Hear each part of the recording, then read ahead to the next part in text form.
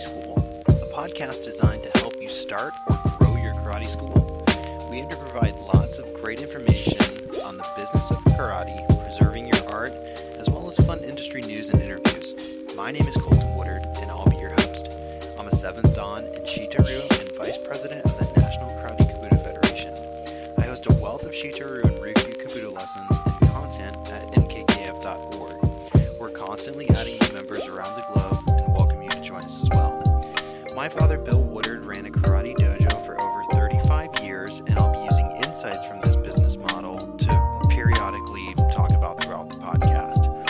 Before we begin today's topic, a word from our sponsor. Today's episode is brought to you by BPIsports.com. BPI Sports is passionate about health and fitness and helping athletes achieve their best performance. BPI Sports makes some great supplements and apparel for your workouts. They've graciously supplied Karate School listeners with a 15% off coupon to use at checkout.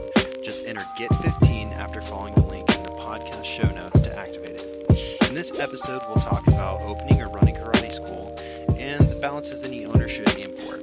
The 4 balances we're going to talk about are financial, traditional, family, and personal. So without further ado, let's get started.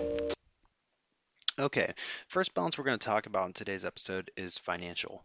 So the financial balance of running a karate school.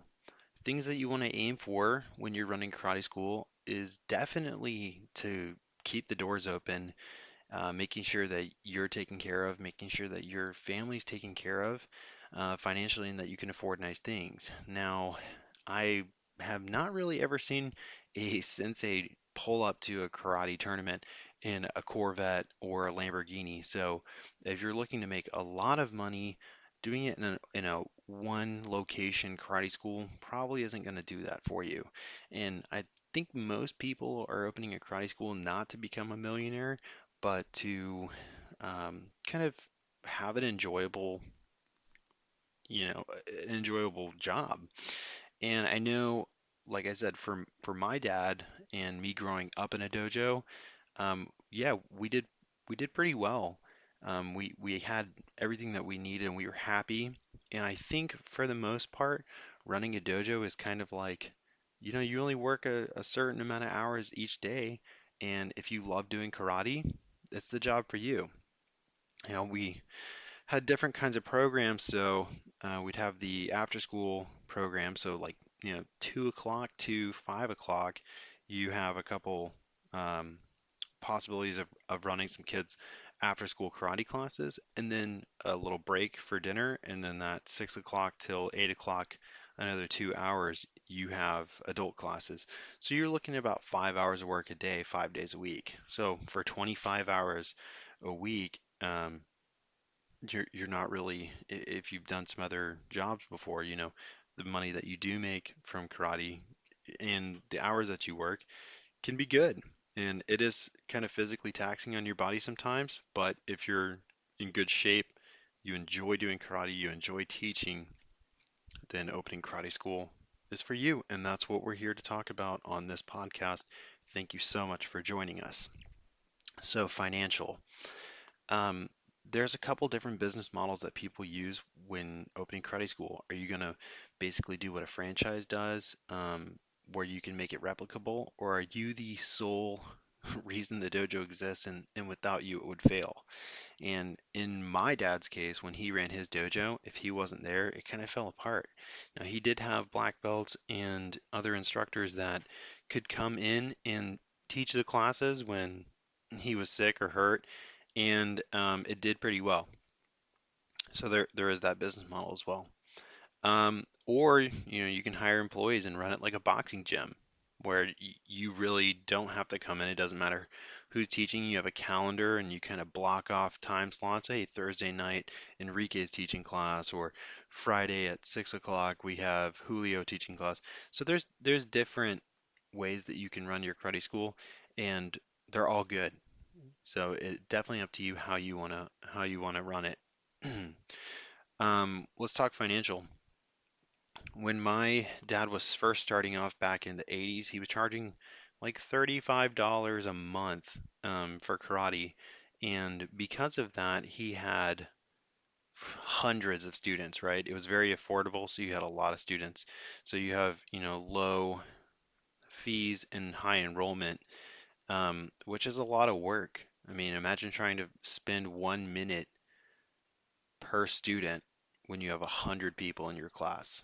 That's 100 minutes, over an hour and a half of giving 60 seconds to each individual. And I feel like in this business model, those students aren't really going to be super happy with what they're getting in return. And you're going to have a lot of attrition. People are going to drop out of the program and they're going to come back, and then other people are going to sign up. So it really is setting yourself up for some mixed reviews. And then you have to make sure that you're covering things like electric and the lease or the rent of the building that you're using. And with that many students, you're also going to need a larger facility, and those large facilities come with a large price. So finding the sweet spot on how much you need to charge is definitely something to think about ahead of time. Put this stuff down on paper and then also leave a little money on there to make sure that you're taken care of financially. That's going to be the most important thing for longevity of your karate school.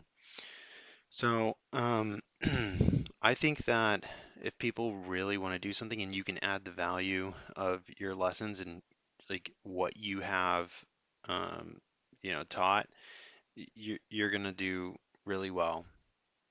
You're going to be able to take your knowledge that you've learned and help others out and provide a great service, then it's definitely worth the money that you're going to charge.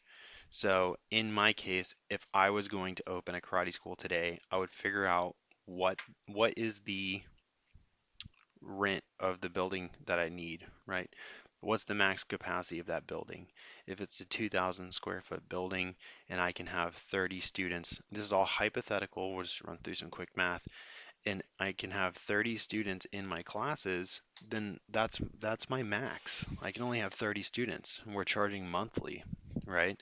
So if that 2,000 square foot building is $2 per square foot, it's $4,000 just for the rent, not including electric, and I can only have 30 students a month per class, maybe three different classes, 90 students. Um, Maybe 100 students max if I had an earlier class and was doing four classes and it's maxed out, like I got pre-sales, everything, 100 students, and I need to make, you know, what I say, $4,000 a month. Yeah, I mean, you could charge $100 a month and make $1,000 and be $3,000 in debt. You'd have to charge those students $400 a month. Oh, I'm sorry, $40 a month just to cover your rent expenses, and that's not considering electric, right? So let's just say the electric is what, a couple $100, 250, something like that. Um, so you could do $100 a month, and then you'd have the $60 profit per student. And this is considering if you can get that many people. 100 people is a lot, right? That's probably the maximum amount you're going to make. So this is best case scenario. And then you're taking that $60 a month, 6 grand, um, and then taking some money out of that for other expenses like vehicles and whatnot. Um, that's okay money. I mean, if you had what, $5,000 takeaway each month, $60,000, $60,000 a year. I mean, that's more than some people make, but it's, to some of us that doesn't seem like a lot of money. So I'd probably charge at least double that if I could. And then you have expenses like buying uniforms and the mats and the bags and repair on things and vehicle expenses. So there's a lot of things that are going to come out of your profit. That's going to reduce your takeaway. And then marketing expenses is, how are you going to get those people into your school, get them enrolled, get them on contract, get them signed up. Got a couple minutes left, so I wanted to touch on a different topic. We'll come back and we'll go through um, in detail more of the financial stuff later on. Traditional aspects of it, like, are you going to keep a certain karate style alive and stick to the tradition of it? because a lot of people don't want to do competitions anymore. My dad's school focused a lot on being traditional. It weeded out a lot of people that wanted to try different things or just have fun. If you're, are you teaching mainly to adults or are you going for kids? If you're going for kids, they just want to have fun. They want to kick a ball, play games, run around, right? So you might think about doing that. Choosing, are you going to be traditional? Are you going to go for something more recess oriented, or do a combination of both? And then, family balance. Do you have a separation of, is the dojo your life and is that all you do, or do you have other things that you enjoy to do? How are you going to separate the time that you spend in the dojo from the time that you spend with your family, the time that you spend doing your hobbies? That balance is really important. So I like to do everything on Google Calendar and make sure that the dojo is taken care of and I have hours dedicated to that. And I'm not spending my off time working on the dojo before I go to work in the dojo. And then personal. You want to make sure that you have time blocked off in your schedule, that you're taking care of yourself, making sure that your health is good, making sure that you are getting nutritious, meals that you're not getting sick and that you're stretching because if you're not taking days off from the dojo, you're going to be more injury prone. So making sure that you have everything where it needs to be. And I think balance is key when you're running a karate school or any business, is finding balance in all aspects of your life to do the things that you want to enjoy. Teaching karate, you enjoy that. Being in a successful business, you enjoy that. Spending time with your family, you can enjoy that. And then also working on your personal self, whether that is achieving your financial goals, achieving your um, goals with your hobbies, making sure that you're staying in touch with your friends and that the dojo isn't consuming your life. And then just being, you know, healthy and happy in general. And then, growing your personal. You might want to take trips to Japan to go training, blocking off time for that, making sure that you're not working on the holidays. And then blocking off time to work on the business so that you can have good relationships with your clients because, customer satisfaction's really, really important in the karate industry. People feel like it's a family when they come into a dojo and they want to, they want to come into the dojo and feel like they have a place and feel like they're at home and they're comfortable and that they're learning. So the last thing I would say is find balance to make lesson plans, um, and then kind of know who's in each class, having um, a way to kind of orientate new students into the class and make them feel welcome, but also giving lessons that help your longtime students still enjoy the classes and grow in their skills as well. Well, thank you so much for listening. I think we're going to start doing 30 minutes from here on out instead of 15. If you've enjoyed this lesson, please make sure you give it a review on your favorite, Google Play, Apple Podcasts. That helps us reach more people. If you are interested in doing Shito Karate or Ryukyu Kabuto, please head over to nkkf.org. You'll find a bunch of lessons there. You can use the coupon code podcast, and that will help you save 50% off of any of our memberships on the website. You can also do a free 7-day trial. And thank you so much for tuning in.